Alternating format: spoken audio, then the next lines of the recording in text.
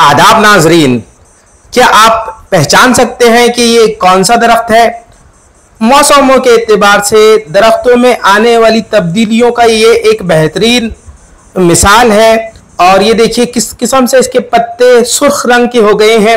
हालांकि बॉटनी की दुनिया में इन सुर्ख पत्तों की अपनी किस्म की मिसालें दी जाती है, अपनी किस्म की वजूहात बयान की जाती हैं। और ये देखिए इसकी गुलदारियाँ आपको नज़र आ रही होगी। ये देखिए इसकी गुलदारी, इस पर से भी आप इसकी शनाख्त कर सकते हैं। लेकिन सबसे अहम बात जो इसकी शनाख्त में आपको बताऊंगा वो आखिरी में बताऊंगा।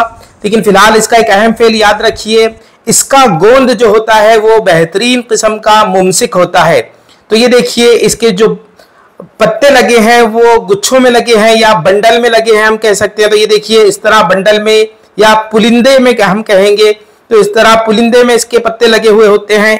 और ये जो दरख्त है ये बलीले का यानी टर्मिनेलिया बेलेरिका या विभितक जिसे संस्कृत में कहते हैं उसका दरख्त है।